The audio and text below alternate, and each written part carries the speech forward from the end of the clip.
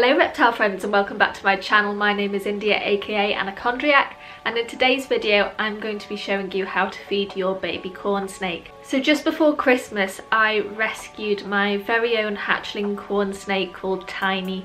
She was in really bad shape when we got her, but over the past 6 weeks she's been coming on in leaps and bounds. And even though she is still very small, she's actually nearly doubled in size, so she's eating like an absolute champ. Today I'm going to be showing you how I feed Tiny in the hope that it might help you if you're looking at getting your very own baby corn snake, or if you're having trouble getting your hatchling corn snake to eat. So without further ado, let's get started.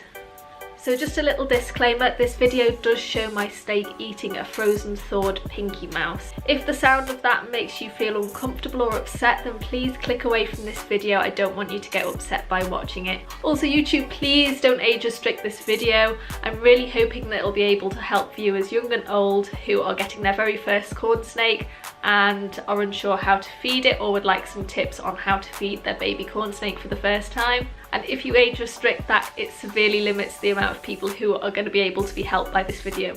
So with all that being said, let's get into the feeding video. So as Tiny is still a very young corn snake, I am going to be feeding her a frozen thawed Pinky Mouse. Now Pinky Mice are the smallest size of frozen mouse that I can buy at my local pet shop, and it is just about the right size for her at the moment. You never really want to feed a snake any prey item that is larger than the widest part of their body. I would say that the largest point on Tiny's body is about as wide as my little finger, so a frozen Pinky Mouse is just about the perfect size for her. So all I do to prepare the mouse is to defrost it very slowly with some lukewarm water.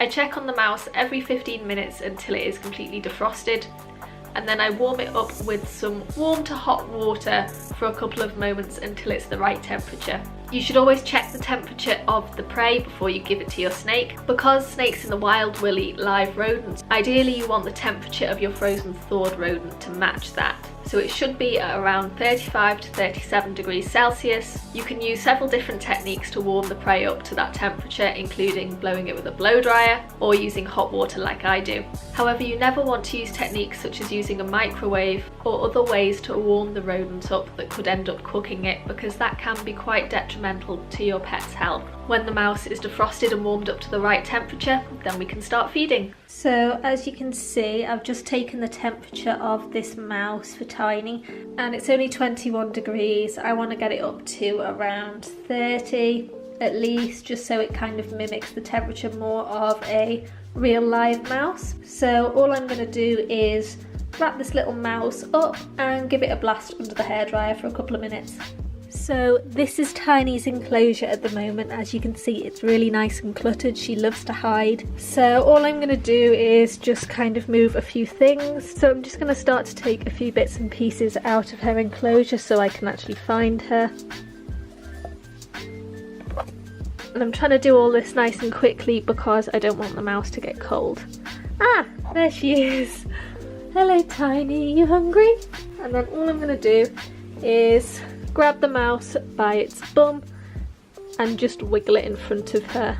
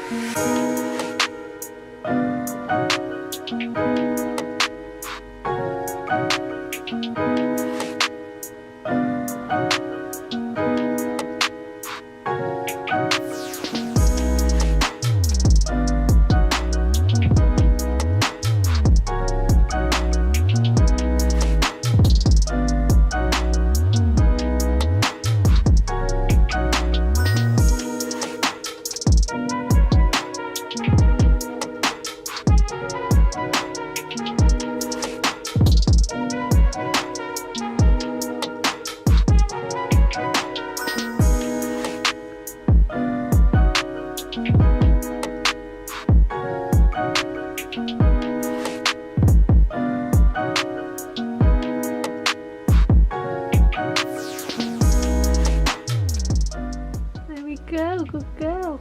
She has actually just taken that really gently from me. Now she is actually eating it tail first, which shouldn't be too much of an issue.